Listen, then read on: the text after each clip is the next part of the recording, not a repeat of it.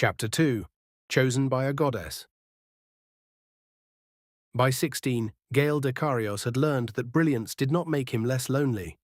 It made him more interesting, certainly, more discussed, more measured, more summoned into offices where senior instructors pretended not to be impressed while asking him to repeat a spell under stricter observation, more likely to be assigned additional readings with the grave warning that he was not to attempt anything from chapters 7 through 12 without supervision. He attempted chapter 7. Only chapter 7. Mostly, he had grown taller in the uneven way of boys who seemed surprised by their own limbs, all narrow shoulders and restless hands, his hair still refusing discipline no matter how much he threatened it with water, combs, or minor enchantments. His voice had settled into something warmer and lower, except when he was startled, indignant, or asked to explain why there was a scorch mark on the ceiling of Transmutation Hall. "I maintain," he told Ilara one afternoon as they stood beneath the damage, "that the scorch mark is less troubling than the success of the spell." Ilara tilted her head back, considering the blackened stone. "The ceiling is smoking?" "Only faintly. It is spelling your initials." Gale squinted. "Ah. In smoke." "Yes, I see the issue. The issue being that the flourish was insufficiently subtle." Ilara stared at him, then she hit him with her notebook. He had friends now, or something close enough that his mother's letters had stopped asking quite so carefully whether he had eaten with anyone that week. Ilara remained stubbornly present in his life, despite possessing what she called a healthy resistance to wizard nonsense, by which she meant his nonsense specifically. There were others too, classmates who borrowed his notes, argued theory with him, admired him, resented him, sometimes invited him places and sometimes forgot. Gale had learned to survive the forgetting by pretending he had meant to spend the evening in the library anyway. Often this was even true. Blackstaff Academy had not cured him of oddness. Tara had been right about that. Oddity was merely better furnished here. At home he had been the boy who knew too much. At the academy he was the boy who knew too much too quickly. There was a difference, but not always a comfort. He still wrote to his mother every 10 days, sometimes more. Her replies arrived folded with pressed flowers, recipes he would never make properly, and motherly instructions to sleep, eat, and stop using the phrase minor explosion, as if it was reassuring. Tara visited when she pleased. She appeared on windowsills, in garden walls, once in the rafters of the dining hall during breakfast, where she loudly informed him that his posture had deteriorated. "It has not," Gale hissed upward, while 36 students turned to stare. "You are curling over your porridge like a grieving shrimp." "I am studying." "You are becoming shrimp-shaped. Also, you need a shave." Ilara choked on her tea. Tara was not permitted in the first-year residences, but by 16, now a third year, and Gale had become sufficiently useful to the academy that certain rules had softened around him, or else the staff had simply grown tired of trying to enforce them. Tara was not a familiar, as she reminded everyone, nor was she a pet, a mascot, an unauthorized magical companion, or, in her words, anyone's decorative winged house cat. Thank you very much. She was Tara. The academy learned to accept this because Tara was very good at making non-acceptance inconvenient. "You are pleased with yourself," she observed one evening from the end of Gale's bed. Gale did not look up from the glowing diagrams arranged across his desk. "I have solved Master Halvin's stabilizing problem." "You were asked to solve that?" "No." "But only because he assumed it could not be solved by anyone below upper specialization." "And you took that personally?" "I took it academically." "You took it personally?" He made a note in the margin with more force than necessary. Tara watched him for a while. Her tail flicked once, twice. "You are allowed to be good at things without turning every lesson into a trial." "I know." "No, you know the sentence. You have not absorbed the meaning." Gale sighed and set down his quill. Moonlight silvered the room around him, the desk, the stacks of books, the half-packed shelves, the boy who was not entirely a boy anymore and not yet anything close to a man. His face had thinned, his eyes had not changed. They were still too bright, still fixed on some door no one else could see. "I like trials," he said. "No, you like verdicts." He looked at her. Tara tucked her paws beneath her chest. "You like proving the room wrong." "The room is often wrong." "Perhaps." "Only perhaps?" "I am being generous." Gale leaned back, wounded. "I expected more loyalty." "My loyalty is why I tell you when you are being insufferable." "Then you are very loyal indeed." "Exceedingly." He smiled despite himself, but the smile faded as his gaze drifted back to the diagrams. "I thought it would feel different," he said. "What would?" He gestured, frustrated by the smallness of language. "This. Being here, learning more, doing well." "You are doing more than well." "Yes, but—" He stopped. Tara waited.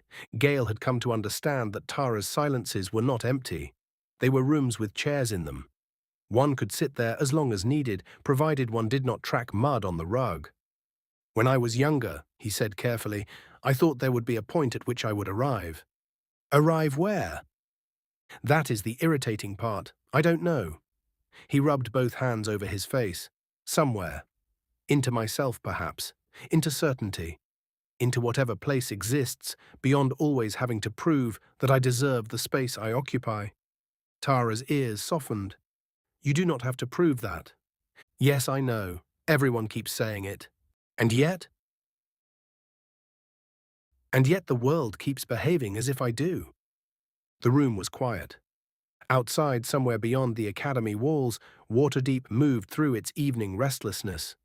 Wheels over stone, distant laughter, bells marking the hour. Gale could feel the city like a pulse beneath the floorboards, and beneath that, deeper, older, endless. The weave. It was always there, but lately it had begun to feel closer. Not merely present. Attentive. He had no better word for it. During lessons, it gathered around his hands before he called. In dreams, it shimmered at the edge of his sight in colors he had never been taught names for. When he shaped a spell correctly, there was warmth. When he shaped one beautifully, there was something like approval. Or perhaps that was his imagination. He had a powerful imagination where approval was concerned. "Something is changing," he said. Tara lifted her head. "In your spell work?" "In me, around me. Both, perhaps." His brow furrowed. "The weave feels—" He stopped. Tara's gaze sharpened. "Feels what?" "Nearer." The word seemed foolish once spoken. The weave was not nearer or farther. It was not a person crossing a room. It did not lean. It did not watch. And yet, Tara hopped down from the bed and padded to his desk. She stepped carefully over the diagrams, though not without leaving one paw directly on a page of calculations. "Tara, please." "Mr. Dekarios." "That is important. So is this." He fell silent. She looked at him, golden-eyed and grave. "Be careful with who you decide is listening." A chill moved through him. "Why?" "Because you have always been far too eager to answer." Before he could ask what she meant, the lamps flickered. Not out. In. Every flame in the room bent toward Gale. The diagrams rose from the desk, not scattered by wind, but lifted by a force too delicate to tear them. Lines of ink brightened. Arcane symbols shimmered, then dissolved into threads of blue-white light. Gale stood so quickly his chair struck the floor behind him. "Tara?" But Tara was no longer looking at him. She was looking past him. The air in the center of the room had begun to fold. No tear, no portal, nothing so crude. It was more like music becoming visible, a pressure in the bones, a harmony inside the chest. The weave gathered itself into brightness, and the brightness into shape, and the shape into a presence Gale knew before he understood. His breath left him. She did not appear so much as become undeniable. A woman and not a woman. Light and not light. Beauty shaped by every spell he had ever loved. Her eyes held stars, but not distant ones. These stars looked back. Her hair moved as if underwater, or in night wind, or in the space between notes. She was robed in blue deeper than sky and brighter than flame, and every thread of her seemed woven from the thing Gale had spent his life reaching toward. Tara lowered herself into a bow. Gale forgot how to move. The presence turned toward him. When she spoke, it was not sound at first. It was resonance. Gale felt it in his ribs, his throat, the soft, vulnerable place behind his sternum where every unsaid longing lived. Gale Dekarios. His name had never sounded like that, not spoken, recognized. He swallowed, but his mouth had gone dry. "My lady," he managed as he realized who this was. Mystra smiled. The world narrowed to that smile. "I have watched your progress with interest." Interest. A simple word, an ordinary word. In any other mouth, it might have been mild, academic, polite. In hers, it was sunrise. Gale felt himself flush from throat to hairline. He hated that he flushed. He loved that she saw it. He hated that too. Thank you. I am honored. More than honored. I cannot. There are no adequate words. Or there are, but I appear to have misplaced them. Tara's tail moved once. Mystra's smile deepened. You have not misplaced them. You have simply found their limit. Gale stared. No one had ever said that to him before.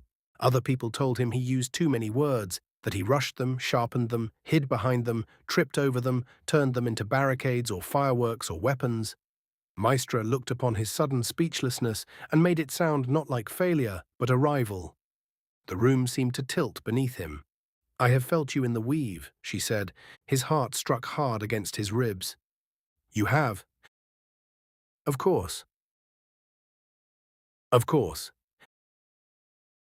As if it had been inevitable, as if all his reaching had not vanished into endlessness after all, as if every late-night spell, every aching question, every lonely hour spent with his hands full of light had left an imprint bright enough for a goddess to notice.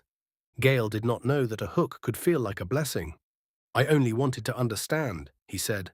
I know. The words undid him, not visibly. He was too proud for that, even then, but somewhere inside him a locked door opened and a starving thing lifted its head. I know, not you are clever, not you are advanced, not you are troublesome, promising, arrogant, gifted, difficult. I know. Mystra stepped closer. The weave moved with her. Understanding is no small desire. Many seek power and call it knowledge. Many seek praise and call it devotion. But you, Gale of Waterdeep, have listened. Gale almost corrected her. He was not of Waterdeep in any meaningful title-bearing sense. He was simply from there. But the phrase settled around him like a cloak. Gale of Waterdeep. He would remember that. I try, he said. You do more than try. Her gaze traveled over the diagram suspended in the air. This stabilization matrix is elegant. Gale's entire mind went blank. Then, unfortunately, it came back. You think so? Tara shut her eyes. Yes, Mystra said, though inelegant at the third junction. Oh. He turned automatically, forgetting for one impossible second that he was speaking to the goddess of magic. Yes, I was uncertain about that portion. The counterflow collapses if I bind it too tightly, but if I loosen the lattice, the whole thing becomes unstable under pressure. Unless... He reached up, caught one glowing thread between two fingers, and shifted it. The suspended diagram changed. Mystra watched him. Gale realized what he had done. He froze. I beg your pardon. For what? For correcting my work in front of you, or attempting to. Not correcting you, obviously. That would be... I would never presume. You would, Mystra said. He stopped breathing. Her voice was not angry. You would presume if the spell demanded it. That is part of why I am here. Gale felt the words enter him like light. Part of why I am here. The room no longer existed in any ordinary way. The bed, the desk, the fallen chair, Tara's watchful silence, all of it drifted to the edge of perception. There was only Mystra and the weave, and the unbearable fact of being seen not despite his intensity, but because of it. "Will you learn?" she asked. It was a strange question, absurd even. Learning was not something Gale did, it was something he was. "Yes," he said. "Will you listen?" "Yes." "Will you trust what I show you, even when it asks more of you than ordinary instruction?" There should have been a pause there. Some small hesitation. Some glance toward Tara. Some memory of his mother's voice telling him that he did not have to earn love. Some warning stirred by the fact that gods did not enter students' rooms merely to compliment homework. But Gale was 16, and Mystra was smiling, and the weave around her sang with every answer he had ever wanted. "Yes," he said again. Tara's wings shifted. Mystra held out her hand. Gale looked at it. He thought of his father's abandoned study, where books had become a fortress around absence. He thought of children in the square, stepping back when wonder made him strange. He thought of Blackstaff's halls, where he had found admiration and rivalry and almost friendship, but still woke some mornings with the old fear curled beside him. He thought of all the doors he had opened, all the light he had reached for, all the times he had whispered into the weave and imagined foolishly that it whispered back. Now it had a face, now it had a voice, now it had chosen him. Gale placed his hand in Mystra's. Magic answered. Not like before. Before, the weave had brushed him, warmed him, yielded to him when properly asked. This was not yielding. This was immersion. The room vanished in a rush of blue-white brilliance. He felt every spell he knew unfold into deeper shapes. He saw structure beneath structure, law beneath language, music beneath mathematics. For one suspended instant, he understood why stars burned and why candles did, why force obeyed intention, why longing had always felt like a kind of gravity. He saw himself as a point of light inside an endless design. Small, brilliant, necessary. The sensation was too much. It was not enough. He gasped when she released him. The room returned. His knees nearly failed. Mystra steadied him with 2 fingers beneath his chin. "Careful," she said. The word should have embarrassed him. Instead, it felt intimate enough to wound. Tara moved forward. "My lady," she said. Gale heard something in her tone he had never heard before. Not fear. Caution. Mystra turned her gaze toward Tara. "Tara." The Tressym inclined her head. "He is young." Heat flooded Gale's face. "Tara." "He is gifted," Mystra said. "He is both." Mystra's expression did not change, but the light in the room sharpened by a fraction. "Yes," she said, "he is." Gale looked between them, confused and suddenly desperate for the moment not to fracture. "I want this." Tara's eyes flicked to him. He had not meant to say it so plainly. Mystra looked back at him.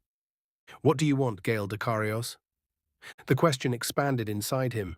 He could have said knowledge, power, mastery, to serve magic, to understand the weave so completely that no door would remain closed to him.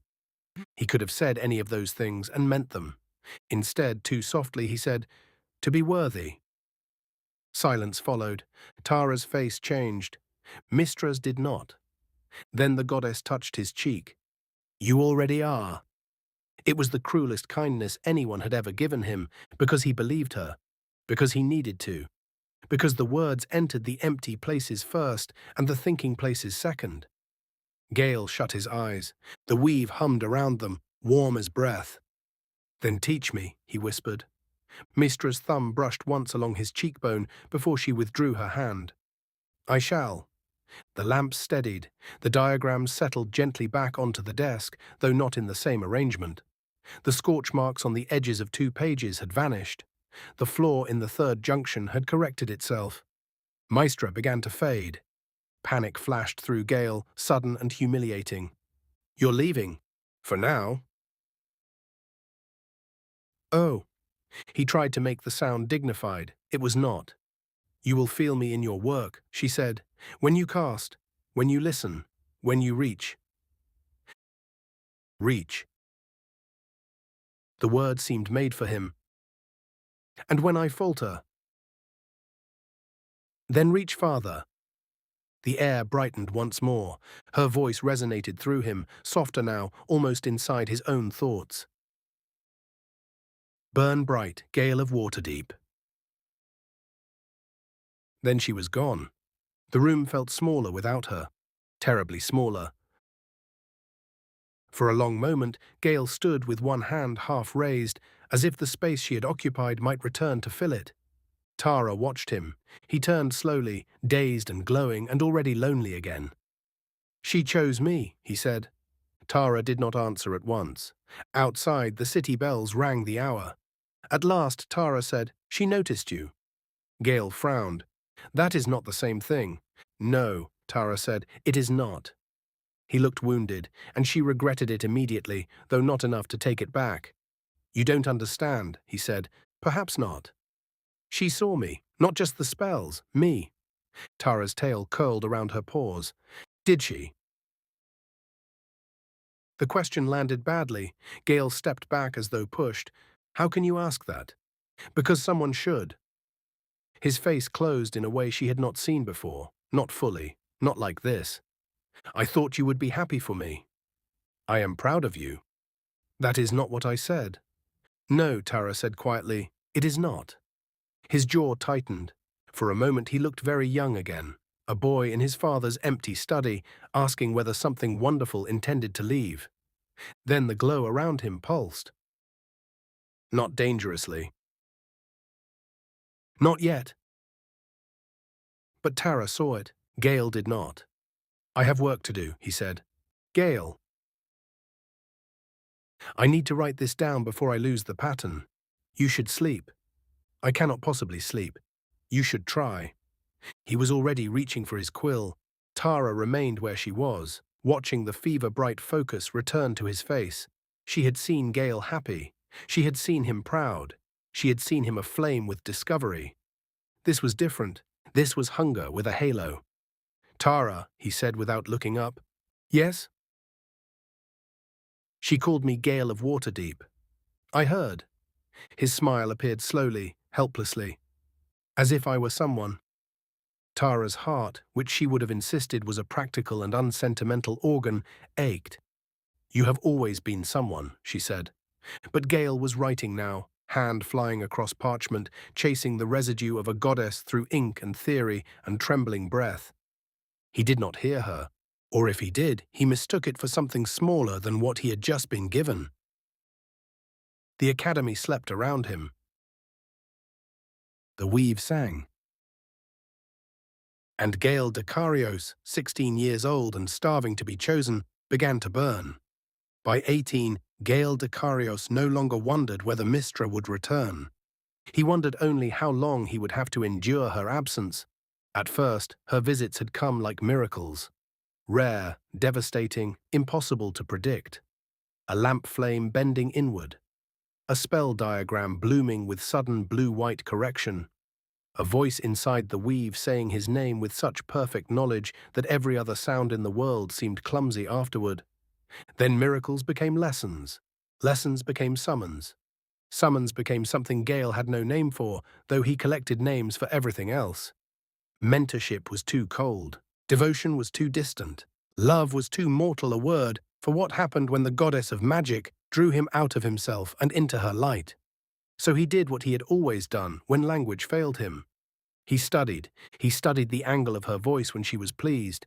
He studied the pause before she corrected him. He studied the warmth that passed through the weave when his casting met her approval, and the terrible hollow that followed when it did not. He learned which questions made her smile. He learned which ambitions amused her. He learned more slowly and with far more pain which doors stayed closed no matter how prettily he pleaded. You are distracted, Ilara told him one afternoon in the academy courtyard.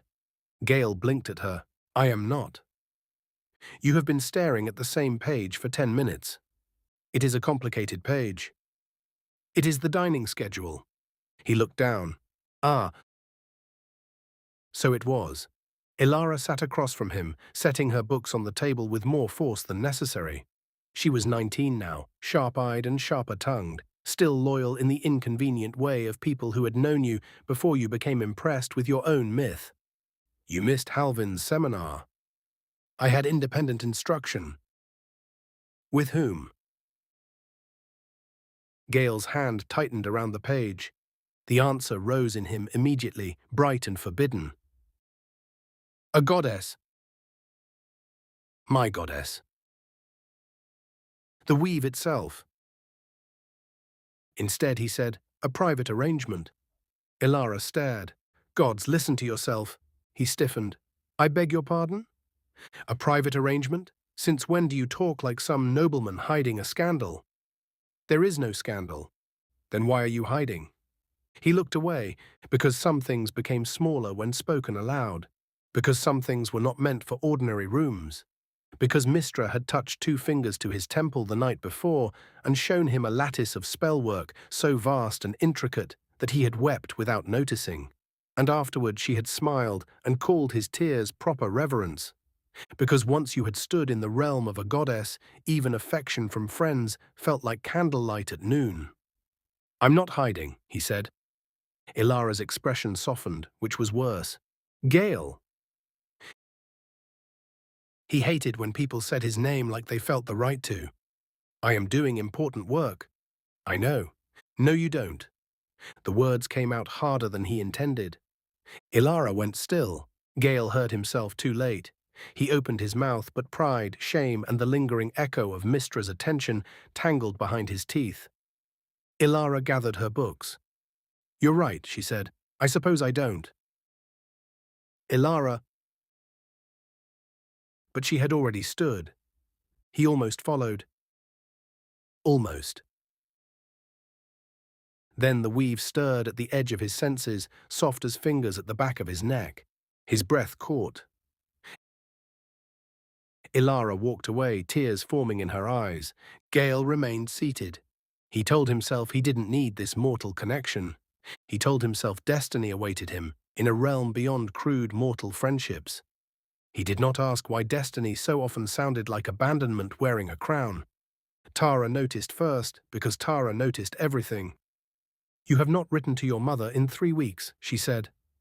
Gale did not look up from the circle of runes he was etching into the floor of his rented room. I have been busy. Mrs. Dekarios is your mother, not an overdue library notice. I know that. Do you? His hand slipped. The rune flared, crooked and irritated. Gale hissed and shook the sting from his fingers. Damn it! Tara hopped down from the windowsill and padded closer. Good. Perhaps your hand still remembers mortality. That is unnecessarily dramatic. You are drawing invocation runes into the floor at 2 in the morning. They are not invocation runes. Tara looked at them. Gale looked at them. They are modified invocation runes. Ah, forgive me. How pedestrian of me not to notice the modification. He sat back on his heels, rubbing at the ink smudged across his wrist. He had grown into himself, and also not found himself at all. Taller now, broadening slightly at the shoulders, handsome in the disheveled way of young men who forgot mirrors existed until someone else looked at them too long. There were shadows beneath his eyes, stubble on his face. There was brilliance in them too, fever-bright, reverent, starved. She is teaching me things no mortal instructor can. She believe in me. I know you believe that. Then why do you sound as if you disapprove? I disapprove of how little of you remains when she leaves. He looked at her disapprovingly. Tara hated that expression. It had begun appearing more often, the careful closing of doors. Once, Gale had flung every thought open and invited her to inspect the furniture. Now there were chambers in him, marked sacred, private, hers.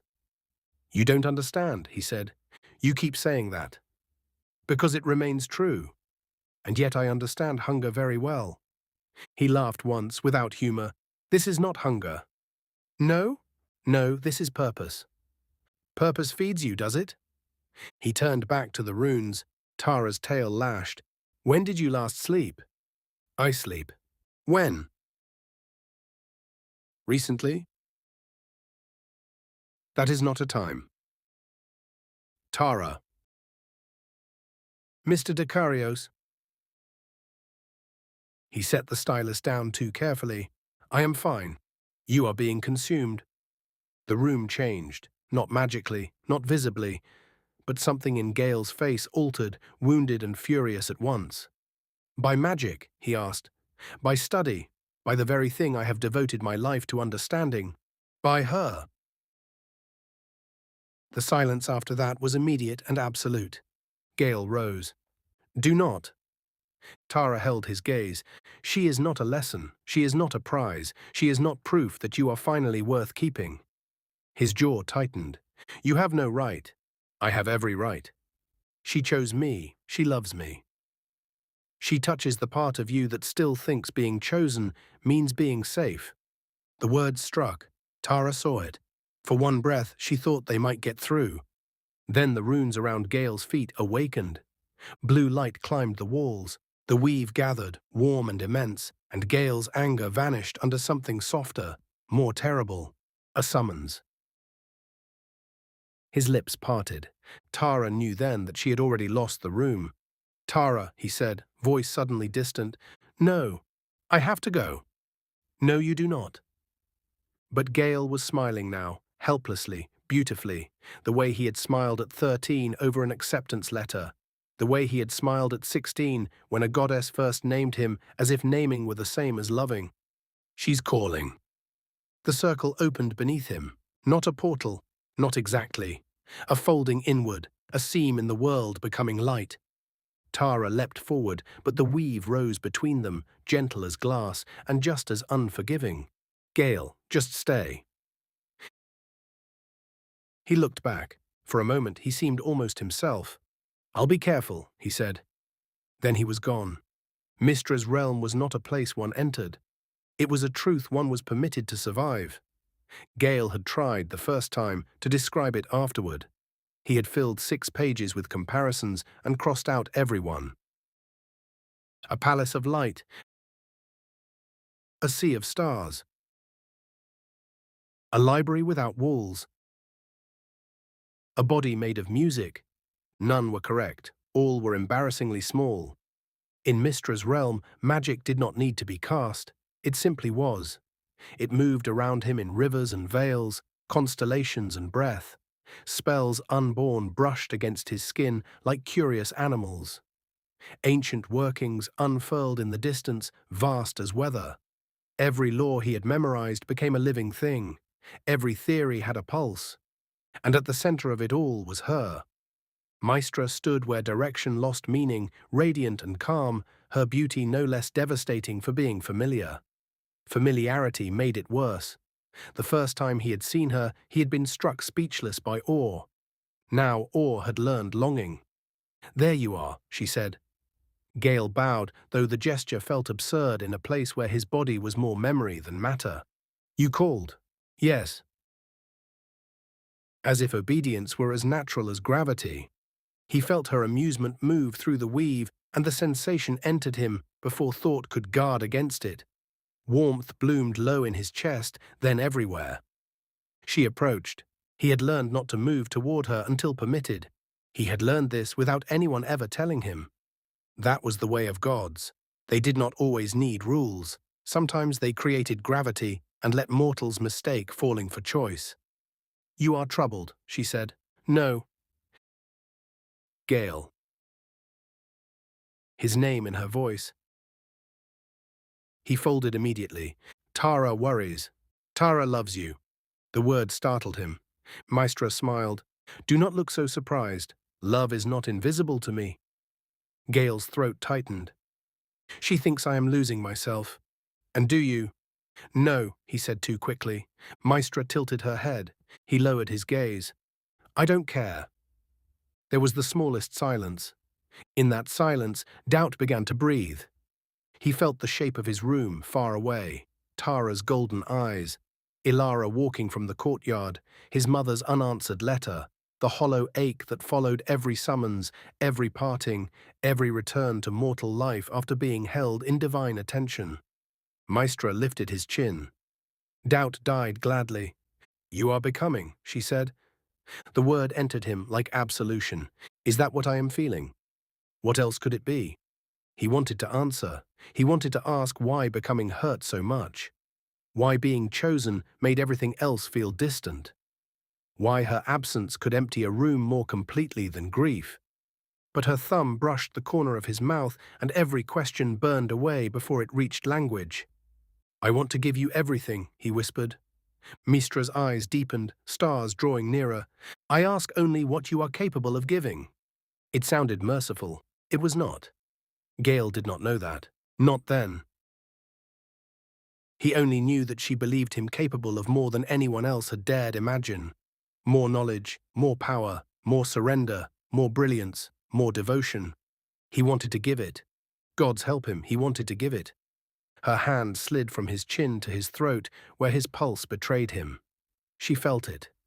Of course she did. Nothing hid from the goddess of magic, least of all a young man made nearly entirely of longing. You tremble, she said. I am not afraid. No. Her smile was soft.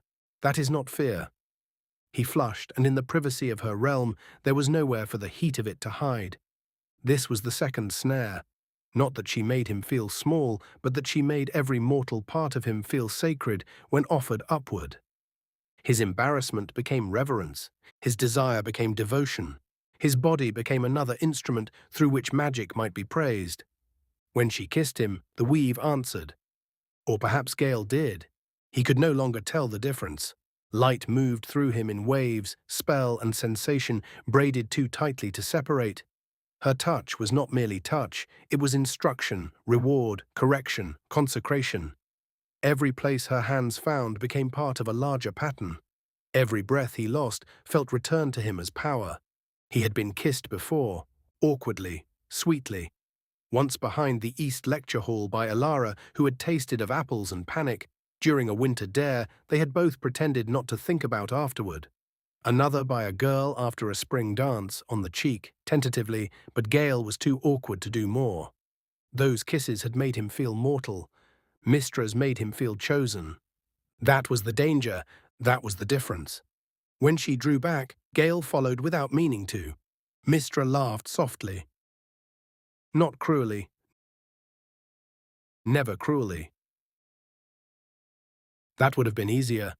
You reach even now, she said. He swallowed. Should I not? Her expression shifted, fond, distant, unreadable. There are places even you may not follow. The words cut through the haze. He blinked. What places? She turned, and the realm seemed to turn with her. Beyond the light nearest them, deeper currents moved. Vast, hidden rivers of magic, sealed behind veils no spell of his could name. He had felt them before, always at the edge, always withdrawing when he noticed. The forbidden places, the deeper weave, the part of her that remained closed. Not yet, she said. Hope leapt in him instantly. But someday. Mystra looked back at him. Be satisfied with what I offer, Gale. He flinched as if she had struck him. She saw it. Of course she saw it. Her face softened, and she touched him again. My beloved chosen, she said, and the wound became worship before he could examine it. Ambition is one of your brightest flames, but even flame must learn the shape of its vessel. Beloved.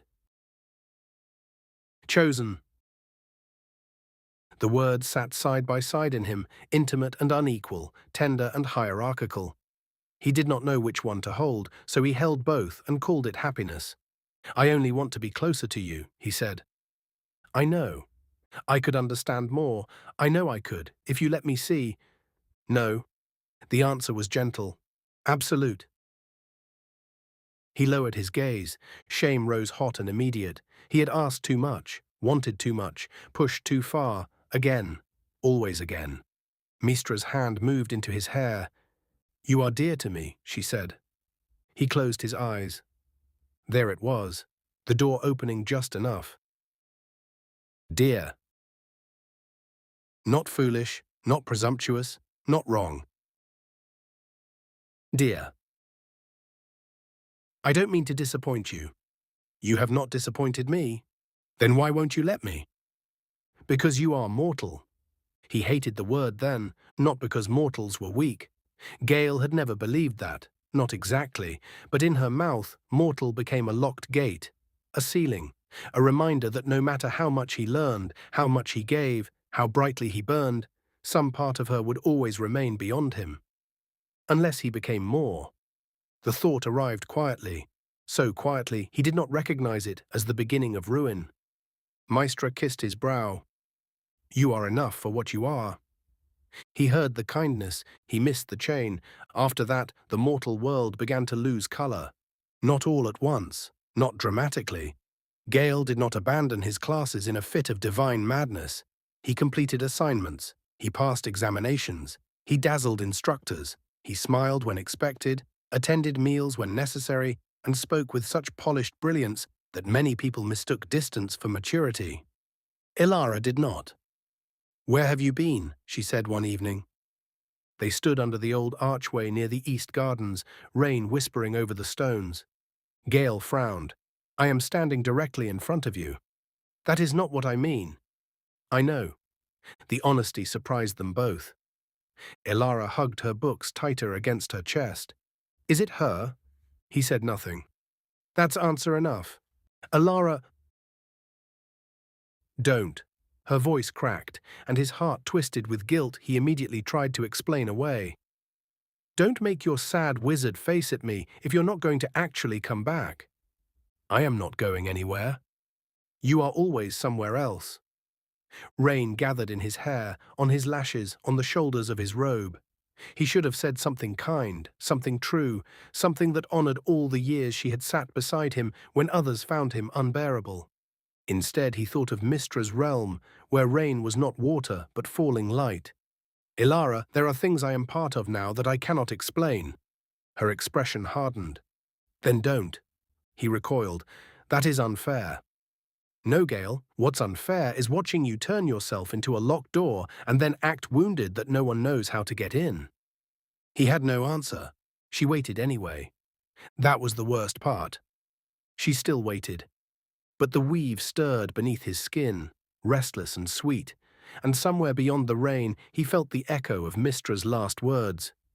You are enough for what you are, what he was, not what he could be. Not yet. I'm sorry, he said.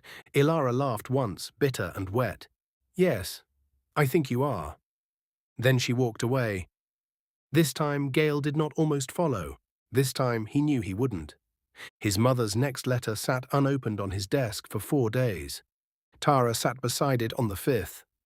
You are becoming a coward, she said. Gale, who was halfway through researching a book he was absolutely not authorized to possess, went very still. That is a serious accusation. Yes. He set down his quill. I have work. You have excuses. You don't know what this is. No, you have made certain of that. He looked at her then and saw, with a shock unpleasant enough to become anger, that Tara looked tired. Not physically. Tara would have objected violently to the suggestion, but something in her was worn at the edges, as if loyalty itself could become threadbare when pulled too long in one direction. She loves me, Gale said. Tara's ears angled back. Are you sure about that? The question was quiet. He hated it more than if she had shouted. Yes. What does she love? His pulse quickened. Me. What part? All of me. Does she love the part that forgets to eat? Tara. The part that misses his mother. Stop. The part that makes terrible jokes when he is nervous. The part that talks too much. The part that is afraid everyone will leave if he is not useful. Does she love that part, Mr. Dekarios? His face had gone pale. You are being cruel. No, Tara said, though her voice softened. I am asking whether she loves you, or whether she loves being worshipped by you. The room seemed to tilt. For one dangerous moment, Gale almost heard it. Almost. Then the weave answered his distress. Warmth flooded him, familiar, divine, hers.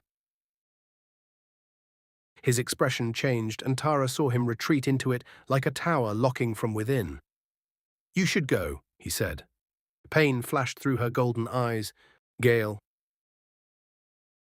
I mean it." She stood very still. He did not look at her. After a long moment, Tara stepped down from the desk.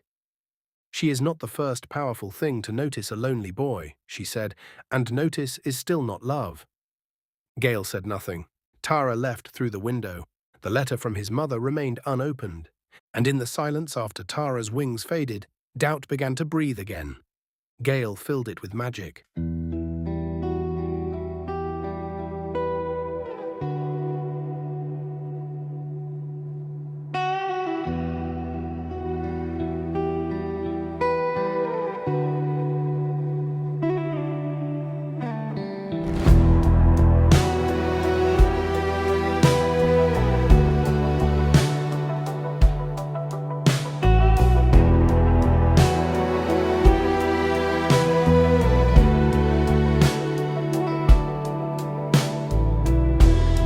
Didn't speak, she resonated.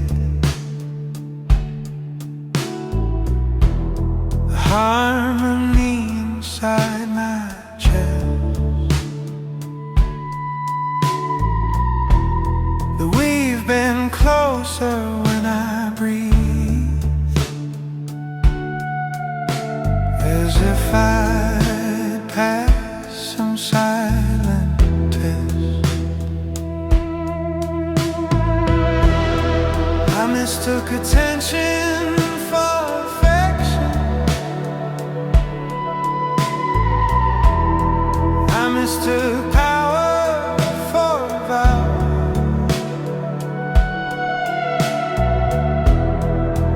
Her destiny said come closer.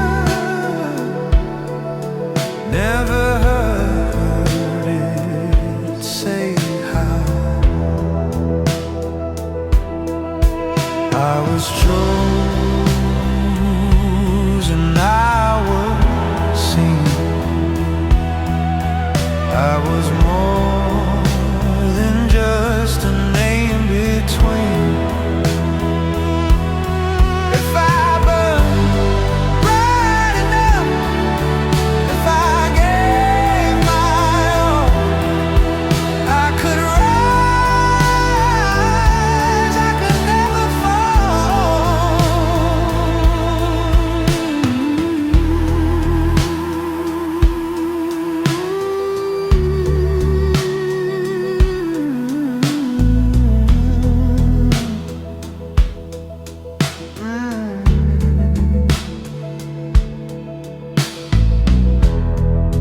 every miracle reinforced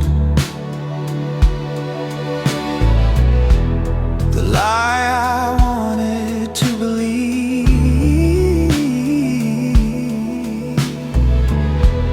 that love was measured by devotion, and devotion proved by need.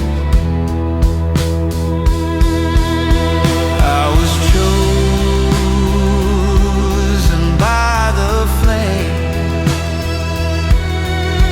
If I sacrificed enough of me,